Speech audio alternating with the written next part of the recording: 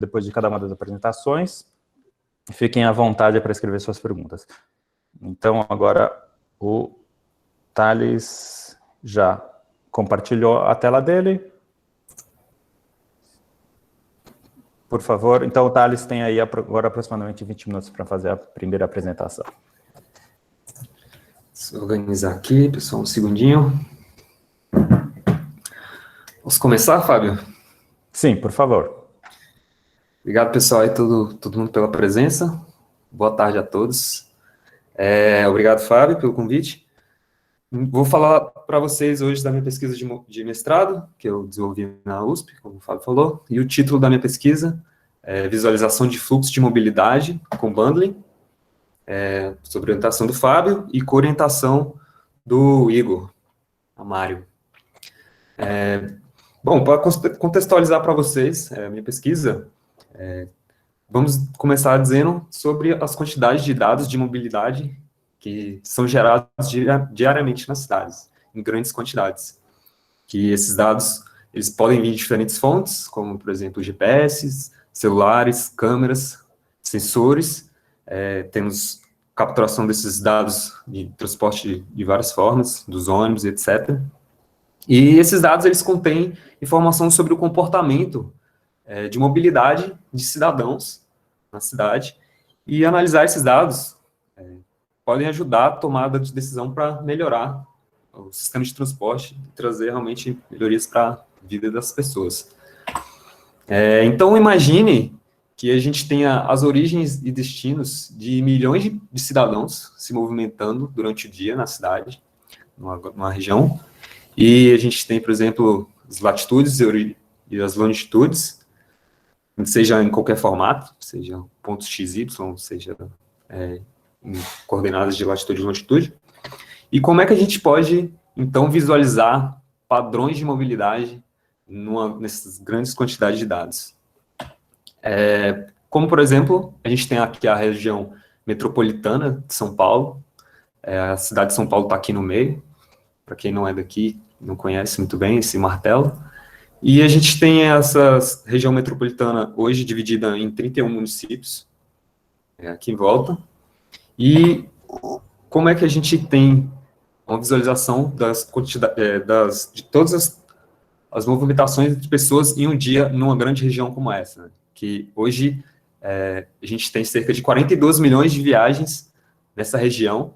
Isso são dados da pesquisa de origem e destino feita em 2017, numa grande região como essa. É praticamente impossível a gente conseguir enxergar qualquer coisa se a gente traçar, por exemplo, uma linha entre a origem e destino de todos os pontos desse tipo de dado. Então, na minha pesquisa, a gente trata justamente esse tipo de problema, como é que a gente pode oferecer, buscar formas de visualização dessas grandes quantidades de dados, e que forneça as informações de maneira clara para planejadores urbanos, para pesquisadores, para o público em geral, que a gente consiga visualizar esses milhões de fluxos em uma única imagem, que a gente possa ver eles de diferentes formas, né? Que esses dados geralmente vêm atrelados com outras informações, vem o horário da saída, o horário da partida, o horário de chegada, entre outras informações que esses dados podem conter, a gente pensar em customizar e ver essas outras informações desses dados. Bom, falar um pouco da pesquisa de origem e destino, que é a que a gente está utilizando na nossa metodologia. A gente poderia estar trabalhando com qualquer outros dados, mas essa pesquisa é uma pesquisa bem abrangente, bem grande, feita aqui na região, e ela é feita pela Companhia do Metrô, executada a cada 10 anos, desde 1967, então a gente já tem alguns bons datasets dessa pesquisa. A última pesquisa, como eu falei, foi efetuada em 2017, e contém cerca de 42 milhões de viagens em um dia comum da semana. A pesquisa pega dados de vários dias da semana, mas ela estima estatisticamente que em um dia ocorram cerca de 42 milhões de viagens, seja feito pela mesma pessoa, ou uma pessoa fazendo mais de uma viagem no mesmo dia, dentro dessa região metropolitana dos 31 municípios que eu mencionei. Então, é um censo bem extenso, rico em informações, talvez alguns de vocês já conheçam, e a gente está utilizando essa fonte de dados. E também ela possui uma série de outras informações, como, por exemplo, o modo de transporte, o gênero da pessoa, o motivo que ela está fazendo a viagem, a renda. Tem uma série de outras informações que a gente pode explorar, correlacionar essas informações para descobrir, tirar vários insights desses dados. Bom, para reduzir, então, a complexidade, né, de visualizar uma grande quantidade de dados, a gente pode pensar em técnicas de agregar esses dados para a gente simplificar um pouco. Várias técnicas podem ser utilizadas, por exemplo, você pode filtrar esses dados para mostrar só uma parte, você pode pensar em transformar eles de alguma forma, agregar eles num pré-processamento, ou você pode utilizar uma técnica também que se chama bundling, que a gente conheceu no contexto dessa pesquisa e está explorando. E o que seria o bundling? O bundling, ele permite agrupar as arestas de um grafo.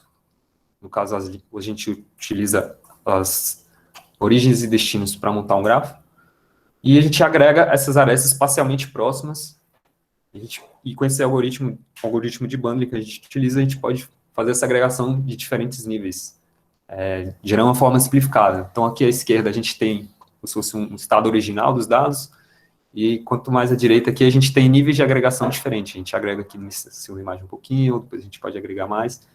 Uma técnica que permite fazer isso de forma parametrizada. O legal dessa técnica de agregação é que, por exemplo, aqui nessas imagens agregadas, a gente tem todos os dados na imagem, então a gente consegue ver a interação entre todos eles, entre todos os dados. A gente não removeu, não filtrou, não transformou de outras formas, então a gente consegue, isso é uma vantagem, né, desse tipo de técnica de agregação.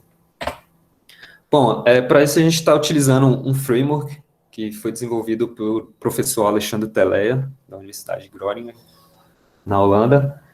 Esse framework que ele desenvolveu em uma pesquisa, tem um paper sobre ele. Como a gente pode ver aqui, isso é uma telinha com os parâmetros que ele tem.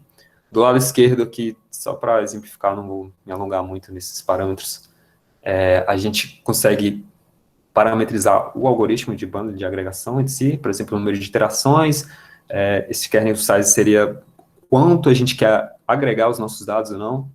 E do lado direito, a gente tem uns parâmetros mais do lado visual, por exemplo, as cores que a gente vai usar para desenhar o nosso resultado, as sombras, entre outras coisas mais visuais. Então, é um desafio também utilizar esse tipo de técnica, devido à grande quantidade de parâmetros que ele tem. Mas a gente trabalhou em parceria com esse professor, que nos forneceu o software que ele desenvolveu para a nossa pesquisa, e a gente está trabalhando em parceria. O software não é livre, não é aberto, ele tem os direitos, mas ele foi bem aberto e receptivo em nos fornecer e nos auxiliar na nossa pesquisa. Bom, a gente estendeu esse framework, então, para atender o nosso estudo e trabalhar com os dados da pesquisa origem e destino. A gente, por exemplo, adicionou algumas novas cores aos nossos dados, com base nos atributos dos nossos dados, por exemplo, o tipo de transporte, se era motorizado ou não, que são informações que tem no nosso dataset. A gente trabalhou também com os tipos de transporte, então são, se não me engano, 16 tipos de transporte que a gente trouxe para a ferramenta, para a gente trabalhar com eles, com essas informações. E, por exemplo, também as horas de chegada e partida que as pessoas saem de suas residências para os seus destinos, entre outras coisas que a gente adicionou ao software para a gente trabalhar na nossa pesquisa.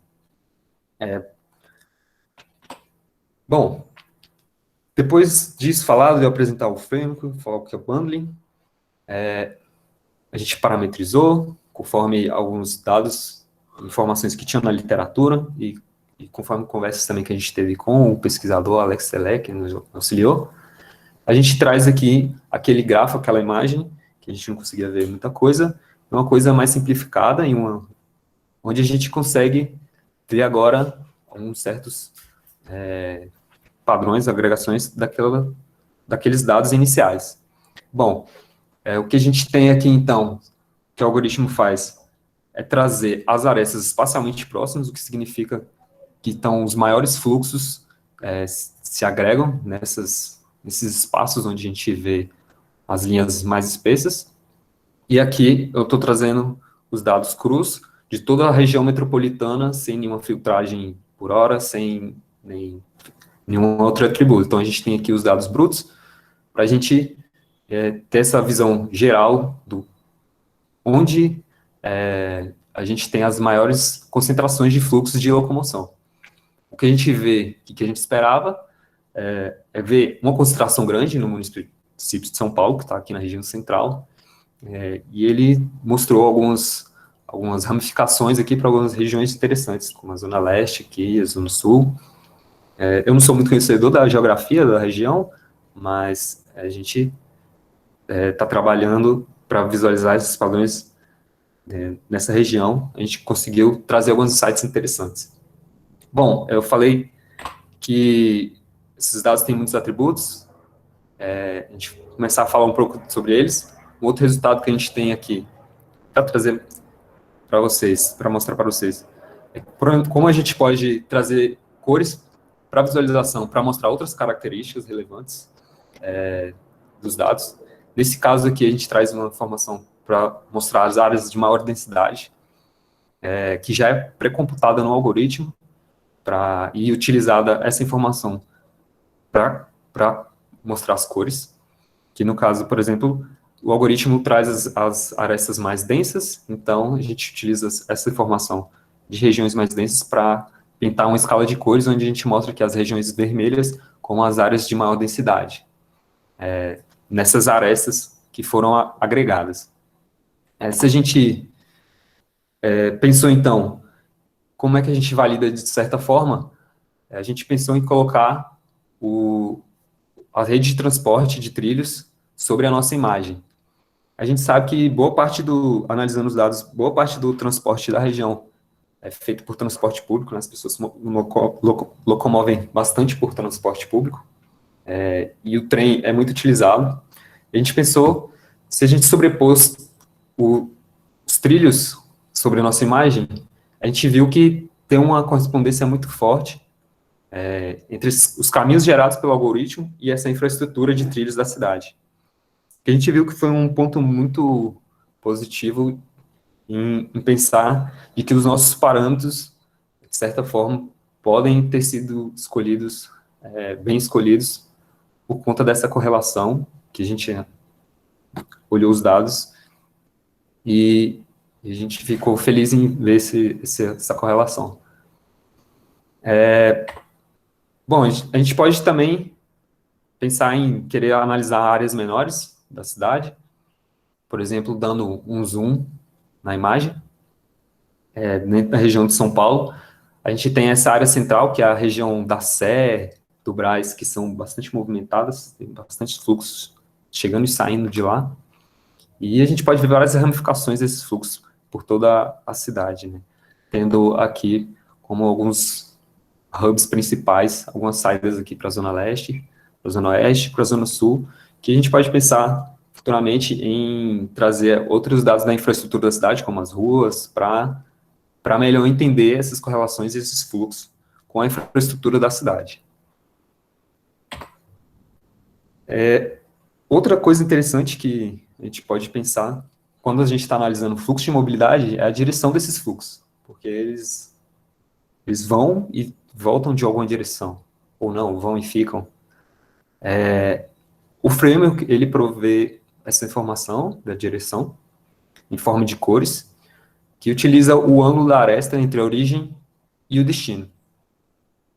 A pesquisa origem e destino que a gente está utilizando, ela basicamente contabiliza que a pessoa vai e volta para sua residência, né? E esse é o fluxo padrão esperado. A pessoa vai trabalhar e volta para sua casa. E a gente pensar em analisar isso de alguma forma, ver se existem outros tipos de padrões diferentes desses. Nesses dados é bastante interessante.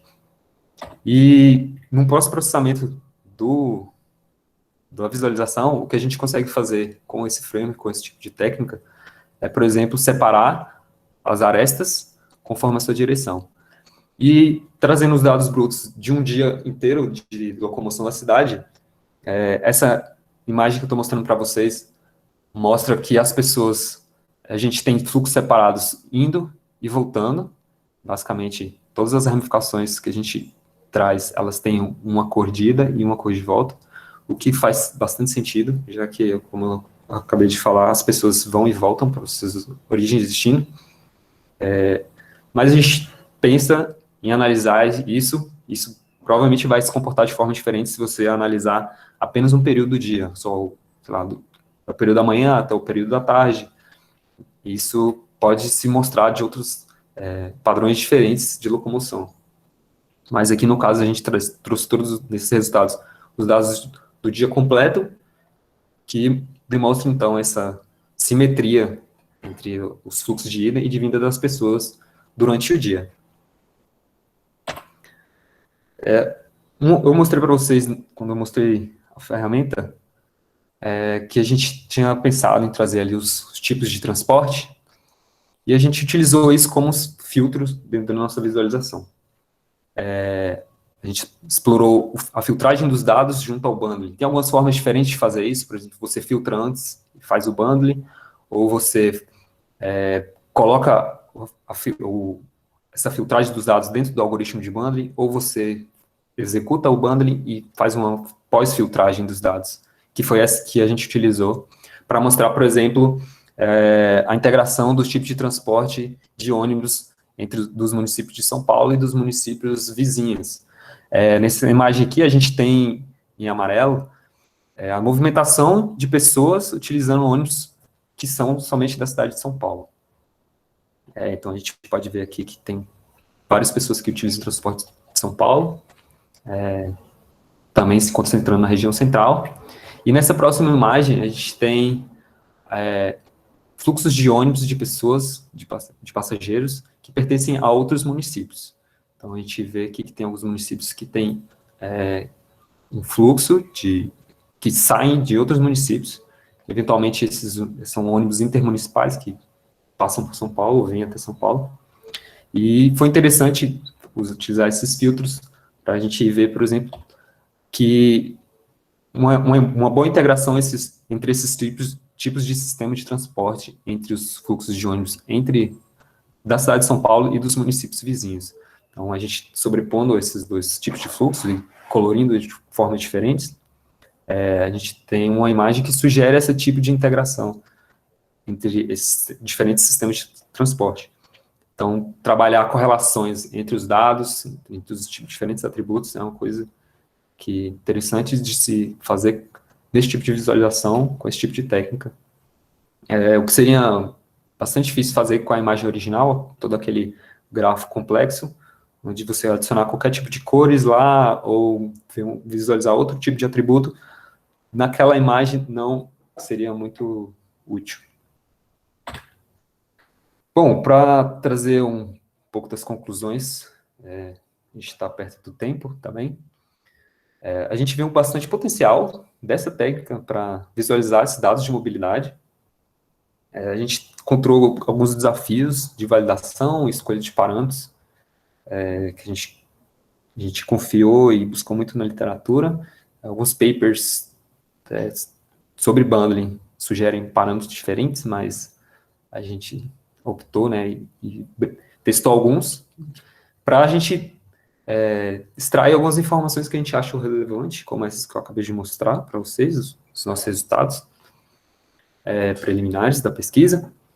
E a gente teve um artigo aceito no workshop de computação urbana, em parceria com o Alex Telé, que ele é um pesquisador de referência nessa área de visualização de dados e bundling, tem muitas publicações e bastante conhecimento da área, conhecimento técnico, conhecimento teórico, de escrita e desenvolvimento, de soluções utilizando bundling. E a gente mostrou aqui um percentual pequeno das possibilidades de pesquisa e experimentação nessa área.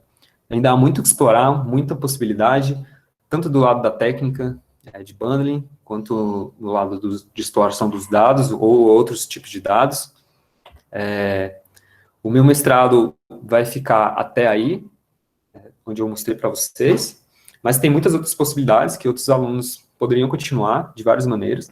Por exemplo, incluir outros atributos da pesquisa origem-destino, como falei, a renda, o gênero, o motivo da viagem, para testar correlações entre esses tipos de atributos, testar outras escalas e parâmetros do bundling, por exemplo, se eu quiser visualizar só a região de São Paulo, os mesmos parâmetros que eu utilizei servem, tem alguns parâmetros que seriam melhores.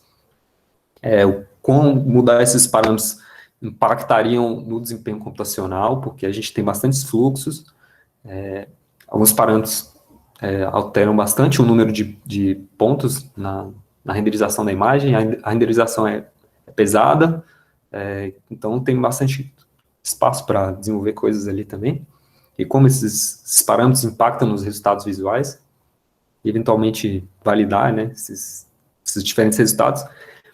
E uma coisa que seria bastante interessante também, seria fazer uma análise temporal desses dados, utilizando os outros anos de pesquisa origem e destino. Como eu disse, desde 1967, essa pesquisa existe, então tem bastante espaço para comparar como era São Paulo antigamente, como é hoje, como são outras cidades, talvez com outros tipos de dados. E então tem bastante espaço. É uma área bastante promissora aí, quem se interessar em pesquisar isso. Bom, isso é o que eu tinha para trazer para vocês hoje. Meu e-mail é esse, thales@ime.usf.br. Se alguém quiser contactar, conversar sobre, tiver dúvidas. É uma área que eu tive bastante dificuldade em achar conteúdo em português. Se alguém quiser falar sobre, eu posso dar uma força. E é isso, muito obrigado pela atenção de todo mundo. Não sei se ficou tudo claro. Se alguém quiser fazer perguntas... Obrigado, Thales. Eu vou ler as perguntas de quem está digitando aqui no chat. Eu só complementar um pouco sobre a motivação desse trabalho, né? Que a gente já vem trabalhando há alguns anos com os dados dessa pesquisa origem e destino, mas sempre trabalhou de uma forma analítica, matemática, fazendo análises estatísticas nos dados, usando os dados para simulação, e nunca de uma forma visual, gráfica, né? E a mídia, a imprensa gosta bastante de falar dessa pesquisa de destino aqui em São Paulo, e sempre os gráficos, os mapas que eles mostram são muito limitados, para não dizer toscos, né? Porque não dá certo, fica mais, se você for tentar desenhar tudo, fica parecido com aquele slide, acho que é o slide 6, né, que o Thales mostrou, que é uma grande nuvem que você não enxerga nada, né? Então a gente foi buscar formas de conseguir identificar como que a gente desenha num único gráfico 42 milhões de linhas de forma que consiga enxergar alguma coisa. E essas técnicas de bundling que o Thales pegou e aperfeiçoou no mestrado é uma forma legal de fazer isso. Então o próximo passo aí seria não só melhorar essa técnica, mas daí oferecer essa técnica para prefeituras, para planejadores urbanos, para pessoas especialistas em mobilidade urbana para trabalhar em cima disso, né? Então vamos dar uma olhada aqui nas perguntas. A Alexandra Zimmermann, ela pergunta: como sabemos que as trilhas do metrô foram bem planejadas? Desde as ciências sociais temos pesquisado a relação entre a criação de trilhas, caminhos, rodovias e urbanização. A urbanização cresce ao redor longo delas. Não será que tem mais fluxo porque é mais fácil para aquela população ir para o centro utilizando essas vias ao invés de outras? Não sei se o Thales quer responder. Alexandre, obrigado pela pergunta. Então, essa é uma coisa que a gente até colocou na argumentação do artigo, que, assim, o bundling mostrou que tem uma certa correlação entre os fluxos e a infraestrutura da cidade. Existem outras técnicas de bundling que conseguem efetivamente levar em consideração a infraestrutura em si, mas aí você precisa ter todo esse dado, montar esse mapa, e é um algoritmo super complexo e pesado, que tem até um outro paper sobre isso, mas nessa técnica de bundling que a gente utilizou, a gente não faz essa correlação no algoritmo em si, a gente fez essa sobreposição apenas visual, e realmente não dá para a gente falar que o bundling... a correlação porque foi bem planejado, mas eventualmente a existência do metrô provavelmente levou a ter mais fluxo das pessoas ali. E foi legal que a técnica de bundling aparentemente mostrou isso, que faz bastante sentido, analisando os dados, vendo a quantidade de pessoas que utilizam o transporte público e o metrô, e ver que esse fluxo é a maioria e que a gente conseguiu traduzir isso na imagem. Então foi meio que mais meio óbvio, foi meio que mostrar o óbvio, mas foi legal para para validar um pouco assim, o nosso trabalho, né, de certa forma. Talvez para responder essa pergunta, se a trilha do metrô fosse bem planejada, a gente teria que olhar para a cidade antes da existência do metrô, uma fotografia daquela época, e ver como estava a distribuição da população e das coisas, né? Porque uma vez que você cria a linha do metrô, todo mundo, tanto as empresas, os negócios, o comércio, quanto as residências acabam sendo atraídas ali pela linha do metrô, né? Ah, sim, exato. Por exemplo, a gente tem nesses dados anteriormente a 2017, quando não existia algumas linhas de metrô, né? Então, eventualmente fazer essa análise temporal pode ajudar a responder esse tipo de pergunta. E assim também como dados do Uber, né, que o Uber entrou no meio, entre as duas últimas pesquisas, então também daria para fazer uma análise só dos fluxos de táxi, de carros, para ver, por exemplo, como foi esse impacto nesse tempo, para tirar alguns insights. Tá, daí a Alexandra complementa falando que gostou, achou impressionante esse tipo de informações que a gente está gerando, mas acha que para a interpretação delas precisaria também olhar para ciências sociais. Com certeza, ciências sociais, especialistas em mobilidade urbana, especialistas em urbanismo, né? A nossa ideia é gerar essa ferramenta, que eu acho que ainda não está 100% pronta, ainda tem um pouco de trabalho para fazer, e disponibilizar essa ferramenta para os especialistas na cidade, né? E os especialistas da cidade não são os cientistas da computação, são os urbanistas, os arquitetos, os cientistas sociais e assim por diante. Então, sim, a nossa ideia aqui é desenvolver essa ferramenta e em algum momento, daqui a pouco, precisamos disponibilizá-la para esses especialistas.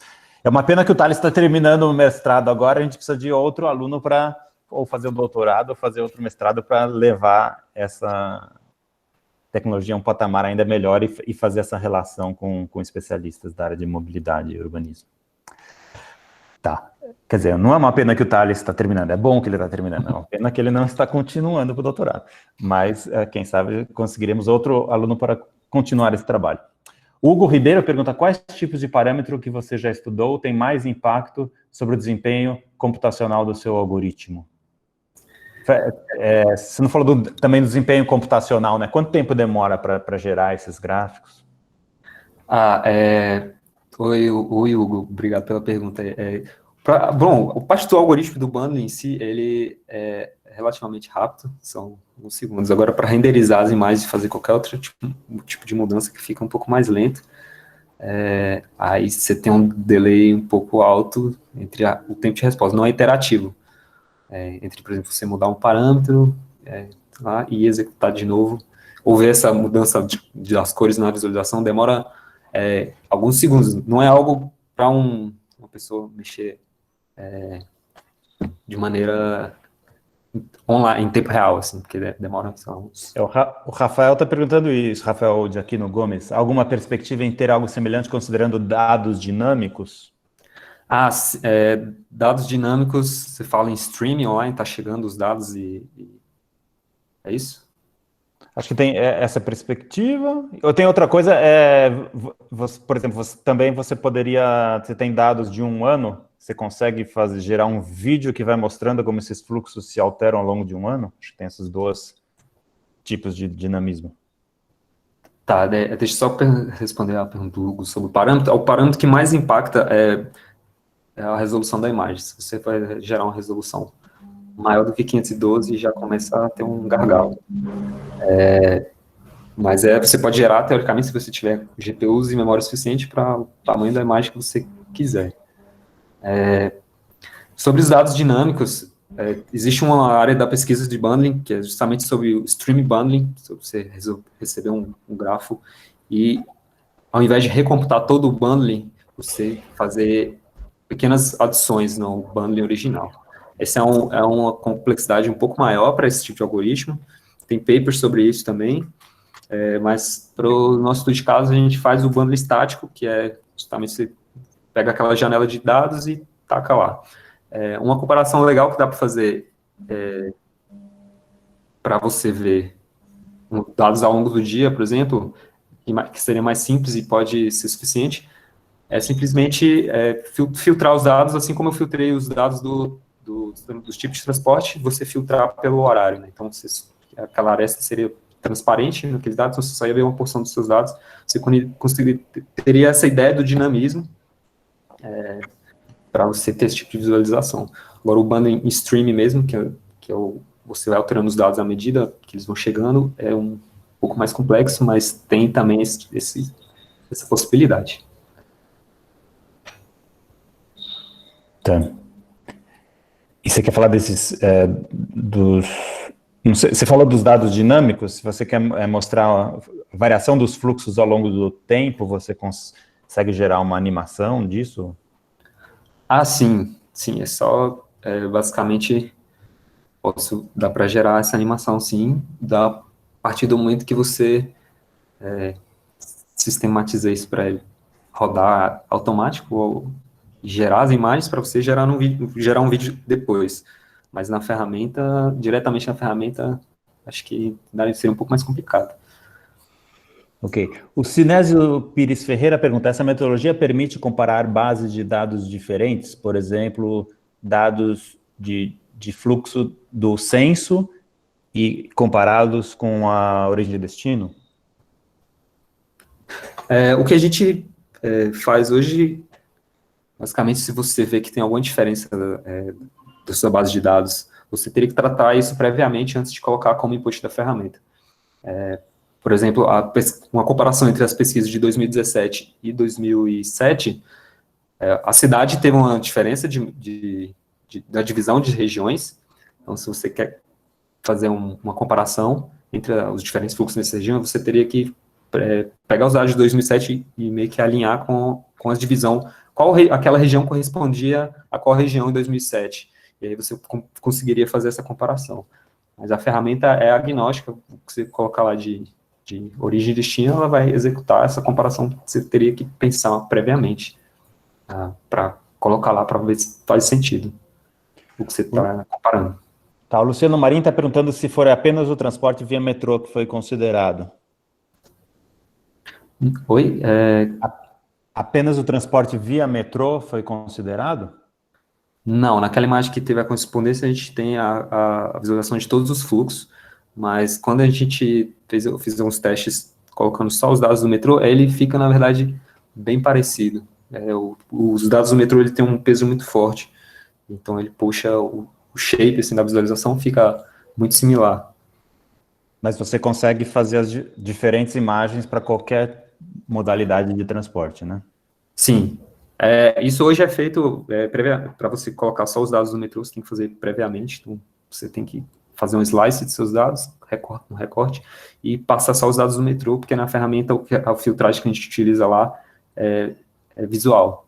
Então, lá com todos os dados, e quando a gente filtra, a gente coloca ele de uma cor transparente. Tá. A Denise Bittencourt pergunta, qual a possibilidade de integrar com simuladores como o Sumo Vistim, simuladores de mobilidade urbana? Eu não conheço esses simuladores, mas a integração, basicamente, o formato de entrada dessa ferramenta que eu utilizo é muito simples. Então, é um arquivo de texto com origem e destino. Você pode passar só a origem e destino ou pode passar também os múltiplos pontos. Então, é latitude e longitude, o x, o y, de chegada ao x, o y, de cada ponto, né, na verdade. E aí, acho que a ferramenta poderia ser usada para visualizar as movimentações que o simulador está gerando, né? Sim, poderia, sim, totalmente. Tá. Obrigado, Thales. Tem umas outras perguntas que não temos tempo de responder, depois eu passo para o Thales e o Thales responde por e-mail, tá bom? Obrigado, Thales. Obrigado, Fábio. Valeu, pessoal. Então, descompartilhe a sua tela. Vamos agora para a segunda apresentação. Alô, todo mundo me ouve? Sim. Daí, Rodrigo, você compartilha a sua tela? Sim, só um minutinho. A tela inteira e do Chrome. Então, a gente vai sair agora da área de visualização de mobilidade urbana e ir para a área de sistemas de transporte inteligentes. Em particular, o Rodrigo quer transformar os nossos semáforos mais inteligentes. Essa é a ideia, pelo menos. O Rodrigo está terminando o doutorado lá na Universidade Federal de Mato Grosso do Sul, sob orientação do Edson Norberto Cáceres, e trabalha junto também com o Ronaldo Alves Ferreira, né? É isso aí. Então, por favor, Rodrigo, comece. Ok, vocês estão vendo a minha apresentação, né? Estamos. Então tá bom. Bom, o professor Fábio já fez a introdução, então a nossa ideia aqui é trabalhar com essa parte de controle de semáforos para veículo de emergência, tá? Vamos lá, vamos motivar um pouquinho o nosso problema, então. Bom, congestionamento é um problema recorrente aí em grandes cidades. Os veículos de emergência, nessa apresentação aqui vai aparecer como EV, que é Emergency Vehicle, sofrem atrasos críticos, tá? Nesse percurso. A taxa de sobrevida de pacientes com ataque cardíaco precisando de atendimento cai entre 7% e 10% a cada minuto sem atendimento. E aí, a partir do 8º minuto, as chances de sobrevivência são mínimas, tá? Semáforos de tempo fixo, que é basicamente o que a gente encontra aqui pela nossa redondeza, eles introduzem um atraso extra, porque aí o veículo de emergência ele precisa reduzir a velocidade, mesmo se ele for cruzar, né, na luz vermelha, e se ele causar algum acidente dessa forma, ele pode ser responsabilizado. Bom, se eu ainda não consegui convencer vocês do problemão que é tempo perdido, né, pelo veículo de emergência no trânsito, tá aí uma notícia de janeiro de 2017 da Tailândia, que não faz tanto tempo assim, que 20% das mortes de paciente aguardando atendimento, seja aguardando o veículo de emergência chegar ao local dele ou se deslocando até o hospital, ocorrem por causa de congestionamento. Bom, esse problema, na verdade, ele faz parte de um cenário maior, né? Rodrigo, sua apresentação não está maximizada. Dá para maximizar?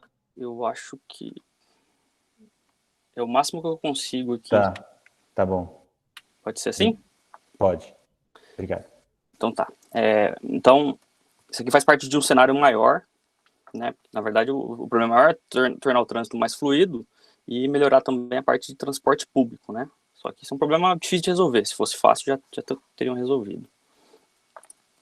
Bom, então vamos focar um pouquinho, vamos fechar o funil aqui do problema. Os principais objetivos aqui que a gente vai querer resolver é reduzir o atraso, né, o tempo perdido pelo veículo de emergência no trânsito. O veículo de emergência tem que percorrer uma distância e se ele usar a velocidade máxima que ele pode desenvolver nessa via, nessa rua, ele estará numa situação ideal. E a gente considera que qualquer tempo excedente a esse tempo é o tempo considerado tempo perdido, tá? Então a gente quer que o veículo de emergência perca o menor tempo possível. Bom, como que a gente faz isso? Tem algumas formas de fazer isso. Uma delas é usando preempção dos semáforos. Nessa apresentação tratado como TL, tá? O que é preempção nesse contexto? Então, é fornecer a luz verde, né, para que o veículo de emergência, ao chegar no semáforo, possa cruzá-lo. Permitindo assim que ele não diminua sua velocidade ao se aproximar da intersecção. E um dos objetivos secundários, nós esperamos que essa proposta que nós estamos apresentando agora, que ela não impacte muito os outros veículos, né? Alguém vai ser penalizado nisso, a gente não quer que a penalização seja diminuída, tá? Bom, aí, qual o problema, então, nesse contexto? Bom, a gente tem que saber quais, quantos, quando, quais semáforos a gente tem que preemptar, quando a gente faz isso, por quanto tempo. Então, parece fácil, não é um problema muito fácil de resolver, porque existe um fator crucial aqui. Se a gente preemptar o semáforo, né, a gente fornecer a luz verde muito antes, os outros veículos vão ser penalizados. E além disso, eles podem gerar efeitos colaterais, como surgir filas em outros pontos da via, que inclusive bloqueiam um veículo de emergência no futuro. E se a gente fizer isso muito depois, o veículo de emergência vai chegar ao semáforo, vai estar fechado, ele vai ter que aguardar, seja pelo próprio tempo do semáforo ou pela fila de carros que está na frente dele, tá? Bom, nós então temos aí alguns problemas de pesquisa, né? Muitos trabalhos que a gente encontrou, eles partem da premissa que, uma vez que a luz esteja verde, significa carros passando. E experimentos empíricos nossos mostram que isso não é verdade, porque outros pontos da via podem estar bloqueados por motivos alheios ao próprio EV ou à sua preempção em si. Então, a gente não tem muito controle sobre isso. E aí surgem algumas perguntas. É possível modelar o problema como problema de otimização, já que a gente está falando de minimizar o tempo perdido, seja do EV ou dos outros veículos? Isso é um problema NP difícil de ser resolvido. A gente ainda não encontrou na literatura algo que bata o martelo em relação a esse problema, né?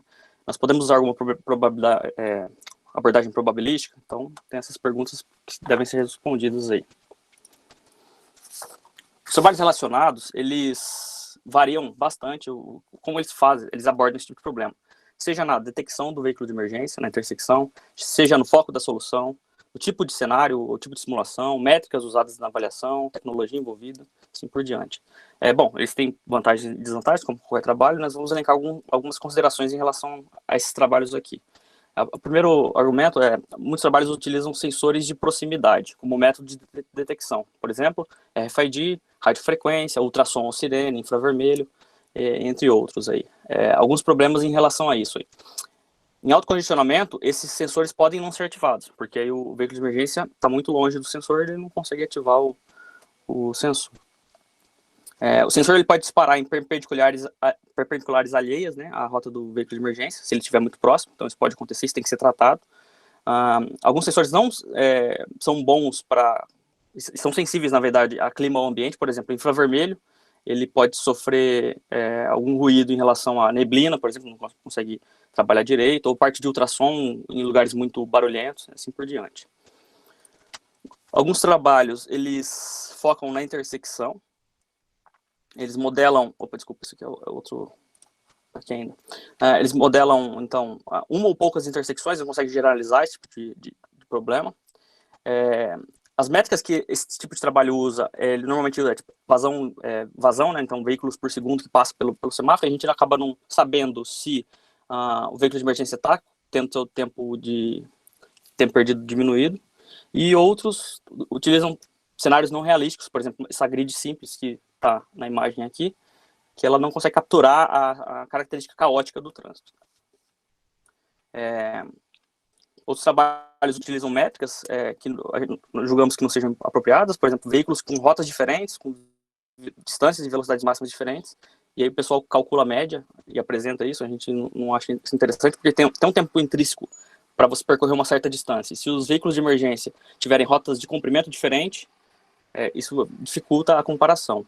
Tá? Outros trabalhos utilizam tecnologias caras e difíceis de implantar, no caso.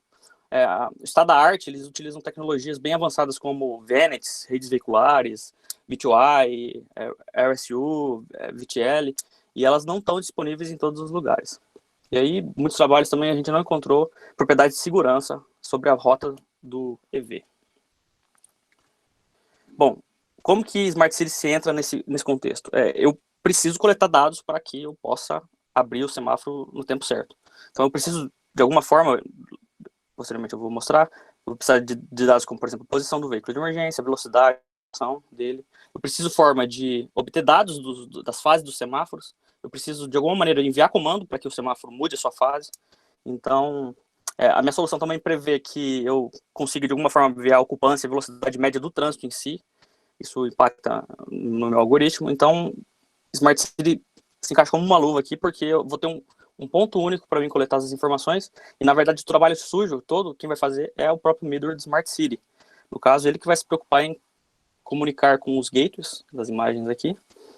Eles vai cuidar das políticas de acesso e de segurança dos dispositivos, então eu vou focar na minha solução, certo? Bom, falando da minha solução propriamente dita, vamos falar um pouquinho então de redes Petri. Então a minha solução utiliza uma rede Petri temporizada, e para quem não conhece, eu vou explicar de forma breve do que se trata. Redes Petri basicamente são modelos matemáticos, no caso são grafos dirigidos, usados para modelagem de sistemas distribuídos paralelos e concorrentes. Essa imagem aqui, ela mostra uma barbearia, né, com um barbeiro, e onde tem uma sala de espera, e o barbeiro atendendo os clientes. Os círculos, então, eles são chamados places, são 3 aqui. As barras verticais são transições, e as setas são os arcos dirigidos que fazem as transições dispararem. As transições são passíveis de disparo quando há tokens em todos os seus places de entrada. Então, no caso da imagem, quando há pelo menos um token nos places de entrada da transição serve, que é essa do meio aqui, quais são os places de entrada, waiting e idle, ele pode disparar. Então, quando essa transição dispara, ele tira um token de cada um dos places de entrada, então waiting e idle, aqui vai ficar com uma pessoa aguardando, o idle tira um token daqui e coloca em busy, que significa que o barbeiro está atendendo uma pessoa e a outra vai ficar aguardando. Então, a rede Petri ela é útil nesse tipo de abordagem. E eu uso um tipo especial de rede Petri, chamada Timed PetriNet, onde algumas transições possuem tempo mínimo de disparo. Isso vai ser útil para a nossa abordagem, tá? Bom, agora entrando na minha solução propriamente dita, então, nossa rede Petri, ela na verdade é uma rede Petri maior, ela tem um controle global de toda a rota do veículo, consequentemente com todos os semáforos que o veículo vai cruzar. Ela pode ser generalizável para qualquer número de intersecções, independente da distância do veículo de emergência para os semáforos e da velocidade máxima das vias, e por isso a justificativa da gente usar uma rede Petri, né? Porque os eventos podem ocorrer de forma concorrente. Cada um dos blocos azuis é um bloco de controle local de uma intersecção semafórica que será mostrado depois, é o próximo slide. Existe um bloco de cancelamento global, esse vermelho aqui. Cada bloco local ele deve saber quando o veículo de emergência cruza a intersecção. Por esse motivo, esses sensores aqui, de checagem de cruzamento do veículo de emergência. E, assim, esse sensor não precisa existir fisicamente, né? Como nós conhecemos a posição do veículo de emergência e dos semáforos, previamente, o sensor não precisa ser físico. Basta calcular a distância entre eles. Vamos expandir agora uma dessas caixas azuis. Isso aqui, então, é o coração, né, da nossa rede Petri. É um bloco de controle local. A intersecção pode ter qualquer configuração, então qualquer número de faixas e links entre as ruas, isso é importante, e nem todos os trabalhos possuem essa propriedade. Os places em negrito na rede, é o P3 e o P6, são mapeáveis para ações no mundo real. Então o P3 é o início da preempção, ou seja, quando a luz fica verde para o veículo de emergência, e o P6 é a restauração. O veículo de emergência cruzou, o semáforo pode voltar à fase normal que ele estava antes de começar a preempção. Então, a área verde representa esse caminho feliz, que é a situação onde a preempção começa, né? O veículo de emergência cruza o semáforo, e aí a restauração da preempção. O cancelamento, ele impede que a preempção inicie, se ela ainda não iniciou, através dessas setas pontilhadas aqui, ou se a preempção já começou, por exemplo, já passou por P3, então ela tem que ser restaurada imediatamente. Então, existe esse outro caminho aqui que vai fazer T4 disparar e mandar o token para P6 para restauração. Tudo bem? T2, vocês podem perceber aqui, é a única transição diferente. Essa é a transição temporizada. É ela que dá início à preempção propriamente dita. Tá? Como é que a gente calcula esse tempo? Então, isso também é importante no algoritmo. O tempo de disparo é obtido por essa equação aqui. Eu vou dar uma ideia do que essa equação captura. Tá? Bom, a gente tem que saber se o veículo de emergência está muito próximo do semáforo, ou se os veículos à sua frente estão muito lentos. Então, nesses dois casos, a preempção deve iniciar imediatamente para esse semáforo. Então, isso aqui é a parte de cima dessa equação. Se o veículo de emergência está muito próximo ou se os veículos à sua frente estão muito devagar. Tá? Se não, o veículo, então, ele está a uma certa distância do veículo de emergência. O veículo de emergência está a uma certa distância do semáforo, tá? E se ele trafegar na velocidade máxima da via, que é o pior caso, porque ele vai chegar primeiro no semáforo, nós temos que calcular esse tempo. Considerando ainda que o semáforo vai levar um tempo para alterar a sua fase atual para a fase desejada, já que provavelmente devem haver luzes verdes para outros veículos, essa luz tem que virar amarela e vermelha, então leva um tempo, tá? Isso é representado por esse termo da equação aqui. Além disso, a gente adiciona um fator de escala considerando a ocupação das vias. Quanto mais ocupada, mais cedo a gente tem que abrir o semáforo. Isso é capturado por esse termo aqui da ocupação. Tudo bem? Outro ponto importante é a situação de cancelamento. Se o sinal já foi preemptado, ou seja, está verde para o veículo de emergência, mas não há veículos cruzando, foi aquela condição que eu falei que os outros trabalhos não tratam, quer dizer que tem alguma coisa bloqueando o veículo de emergência, seja um congestionamento no próximo trecho, um acidente ou algum acontecimento que não diz respeito que nós não conseguimos capturar nesse problema. Então, nesse caso, é melhor a gente cancelar o quanto antes a preempção. Tá? Bom, a nossa rede ela tem algumas propriedades de segurança. Ela foi modelada para possuir algumas propriedades de segurança e impedir que disparos inválidos e configurações inválidas também aconteçam de forma geral. De forma geral, nossa rede garante que a cada intersecção apenas uma ordem de preempção seja disparada, que a ordem de restauração não ocorra antes do início da preempção, mesmo considerando o caso do cancelamento acontecer antes do início da preempção, e que apenas uma ordem de restauração seja enviada para o semáforo, tá? E aí tem os motivos para isso acontecer na nossa rede Petri. Tem a nossa rede não tem loop, então não tem como o token voltar para os estados iniciais. O place P6, que é o place de restauração, ele acontece depois do P3. Então, isso garante que a restauração aconteça depois. E tem também a questão de só ter um token passeando por aquela parte da rede ali também. E assim a gente garante que essas propriedades elas sejam alcançadas.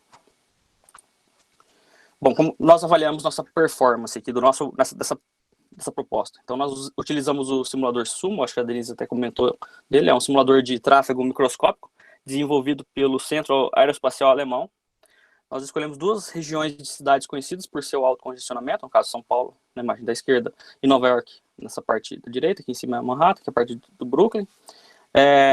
Usamos uma ferramenta do próprio simulador para gerar as rotas, gerar os veículos e as rotas, chamadas OSM Web Wizard. Tá? A gente define quais os veículos que nós gostaríamos que apareça na simulação, né, no cenário, na verdade. Então, escolhemos carros, caminhões e motos. Tá? E com os parâmetros iniciais já do simulador, a gente percebeu que ele já simulava, ele saturava as principais vias das áreas selecionadas. Aqui em cima, uma parte da ferramenta que gera a gente escolhe a área, né, do mapa, os veículos, e ele gera os cenários. Os semáforos também. Nós rodamos a simulação, então, com as rotas geradas, nós mapeamos os veículos e quantos semáforos eles cruzavam, e o seu tempo de entrada na simulação. Com essas informações, o veículo, quantos semáforos eles cruzavam e quando eles entravam na simulação, nós escolhemos um veículo de cada cenário para servir de veículo de emergência para a gente. Ele devia cruzar o maior número de semáforos e devia entrar na mediana dos tempos de entrada. Por quê? Porque, assim, muitos veículos já entravam na simulação quando o veículo de emergência iniciar, e muitos veículos ainda vão entrar na simulação. Então, é um cenário bem equilibrado. Os 2 cenários, o EV cruzava 65 semáforos, foi uma coincidência, tá? Não precisava ser esse número, porque os veículos, as rotas e os cenários são diferentes. Então, nós fixamos o veículo de emergência nesses cenários e nós fomos retirando aleatoriamente veículos para gerar cenários menores, menos saturados. Para cada cenário, no final, nós ficamos com subcenários da tabela. Então, esse é o cenário base, o 5, gerado pela ferramenta, e nós fomos retirando veículos para pegar esses cenários com menos veículos. Tudo bem? No nosso experimento, a rota do veículo de emergência é mantida fixa. Para os outros veículos, a rota é dinâmica, ou seja, dentro do próprio simulador tem um roteador Dijkstra interno, que leva em consideração as condições da via para rotear, né, o veículo, montar a rota dele. Nosso ponto de comparação, então, como a gente sabe se é melhor? A gente pega a versão sem preempção, roda ela, vê o tempo perdido, e a gente roda a nossa simulação com preempção, verifica o tempo perdido e compara para ver a melhoria ou piora dos cenários. Nós implementamos outros 2 algoritmos, um baseado em RFID com detecção radial e um baseado em um trabalho que utiliza lógica fuzzy, tá? Para o RFID, nós variamos o parâmetro de detecção, a distância de detecção e o número de ciclos que o semáforo fica aberto em preempção. E para o fuzzy, no próprio trabalho que nós derivamos, ele fala 3 níveis de emergência como um parâmetro. Então, nós utilizamos esse parâmetro para esse algoritmo. E 60 execuções independentes foram feitas, tá? Bom, vou mostrar os resultados. Essa é a versão sem preempção para os 2 cenários, tá? Esses gráficos, o objetivo de mostrar esses gráficos aqui é a gente ver a oportunidade de melhoria, ou seja, quanto tempo perdido pelos veículos de emergência acontece nesses cenários. O eixo azul, então, é o tempo perdido absoluto, médio, como nós rodamos 60 vezes, né? A gente pega o tempo médio perdido aí pelo veículo de emergência. E o eixo Y vermelho é a proporção de tempo perdido em relação ao tempo total de viagem.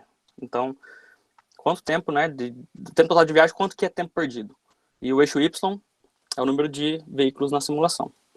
Então, conforme o número de veículos aumenta, o tempo perdido aumenta também, o que é esperado, né? Mas interessante aqui a gente notar é que a parcela significativa de tempo perdido em relação ao tempo total de viagem fica em torno de 60% a 80%. Nos 2 cenários aqui, até ultrapassando 80%. Então, tudo isso, 80% do tempo que o veículo leva para sair da origem e até o destino é tempo perdido. Então, é uma grande janela de melhoria. Bom, aqui então está a nossa comparação, quão boa é a nossa proposta e como que ela se comporta em relação às outras que a gente testou, né? Então, a nossa é a TPN, Time to Patch Net, e é a barra vermelha sólida, tá? Então, a gente apresenta aí a melhoria, a porcentagem de redução do tempo perdido em relação ao tempo perdido da versão sem preempção. Então, quanto maior, melhor. Nossa proposta é superior em todos os casos, com diferenças estatisticamente significantes entre eles. Nossa melhoria média variou entre 50% e 90%, então aqui bate 90%, e essa parte aqui em torno de 50%. O algoritmo saiu melhor, o RFID saiu melhor que o fuzzy, tá? Em todos os cenários. Nós também medimos o tempo perdido dos outros veículos que passavam pela rota do veículo de emergência. E aí, esse valor variou na média, né? Algumas vezes diminuíam, outras vezes aumentavam, mas no máximo, com a nossa proposta 13%, na verdade, que é o pior caso nesse caso, ele piorou o tempo em 13%. Só que, como a diferença entre as propostas não era significativamente, estatisticamente significante, então a gente não apresentou esse dado. Bom, esses foram os nossos resultados. Então, quais são as limitações e trabalhos futuros? Totalmente, como vocês devem ter percebido, a nossa proposta ela só permite um veículo de emergência por vez. Então, nós vamos estender e avaliar com mais veículos de emergência. Quando isso for feito, aparece o problema de conflito de mais de um veículo de emergência na mesma intersecção. E como resolver isso? Apenas usando rede Petri não vai ser possível. Nós vamos ter que usar algum tipo de orquestrador, porque tem políticas, né, de escolha do veículo por trás disso. Nosso trabalho, ele é fixo, né? Ele só pode chegar a 100%, porque o veículo de emergência, na simulação, na verdade, ele é um veículo comum. Ele só pode percorrer no máximo a velocidade da via. E a gente sabe que isso não acontece na prática, né? O veículo de emergência normalmente trafega a uma velocidade maior. É até permitido que ele faça isso. Então, nós vamos ter que alterar, né, a nossa simulação para permitir isso. E então, a nossa forma de avaliar, ela vai ter que mudar para comportar esse semáforo. Bom, nós pretendemos integrar também com a solução com o Midway Smart City. Nesse caso, nós vamos ter que resolver a questão de temporização, porque a simulação ela corre uma velocidade muito maior do que o tempo real esperado aí pelo Midway. E, por fim, nós vamos entrar fundo aí na parte dos desafios de pesquisa. Apresentado anteriormente, se é NP difícil, se a gente pode usar algum algoritmo probabilístico, etc. Bom, basicamente é isso. É um problema que pode parecer fácil, mas não é. Tá? O trânsito é muito dinâmico. Nós conseguimos bons resultados na nossa implementação, usando a rede Petri temporizada. O código-fonte, para quem tiver interesse, está nesse link aqui.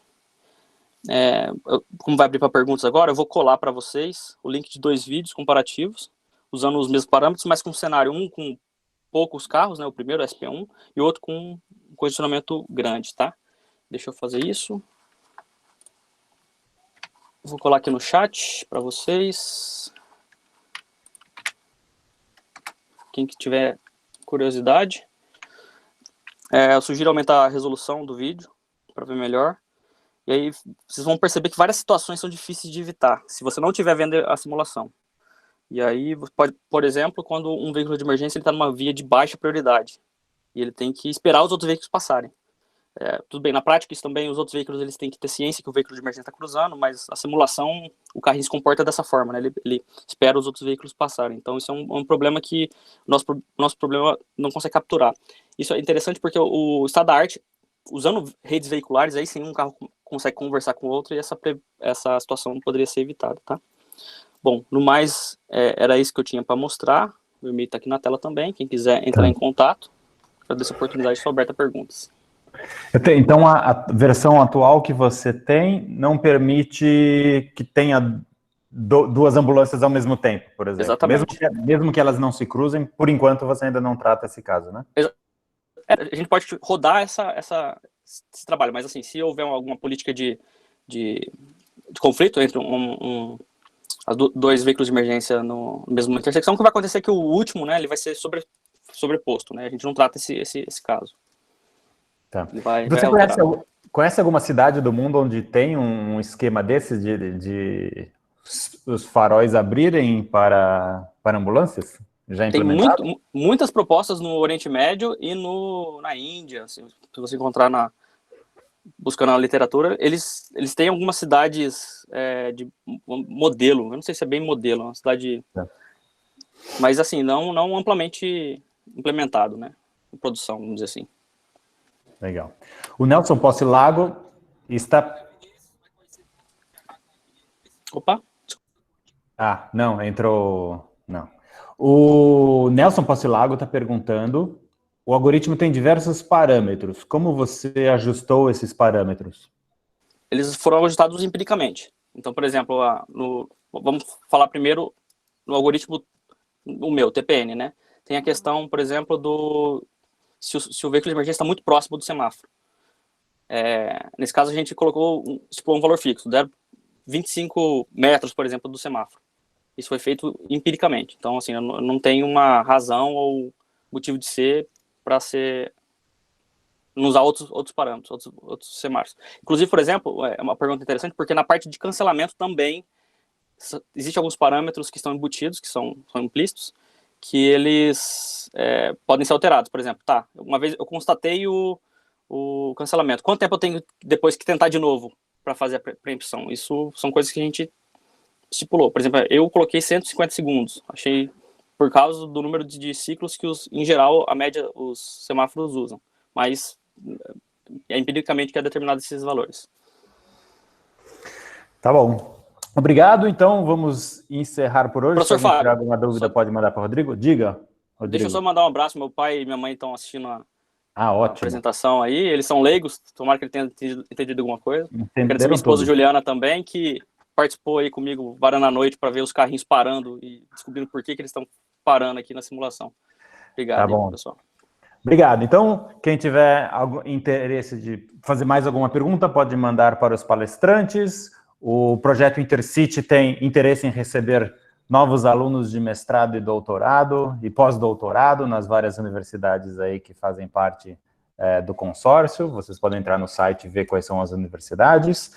Temos interesse também em ter parcerias com prefeituras para implementar essas coisas no mundo real. E estamos aí. Então, obrigado pela presença de todos. Esse é um bom jeito da gente lutar contra esta crise do Covid atualmente, que é usar a internet para manter aí os nossos trabalhos, né? Então, na USP a gente continua dando as aulas, né? Daqui a pouco termina o semestre, estamos tendo as provas, e a gente conseguiu, graças à internet, também manter os seminários. E, na verdade, até conseguimos ampliar um seminário até para um público maior, agora, graças a Google Meet e outras ferramentas aí similares que cientistas da computação criaram para a gente. Então, muito obrigado. Dentro de 15 dias, a gente vai ter um outro webinar em 2 tópicos relacionados também a cidades inteligentes, que vão ser anunciados em breve. Então, se você tiver interesse de ver outro seminário o webinar com 2 apresentações, daqui 15 dias, numa sexta-feira, teremos novamente. Obrigado pela presença de todos e até a próxima.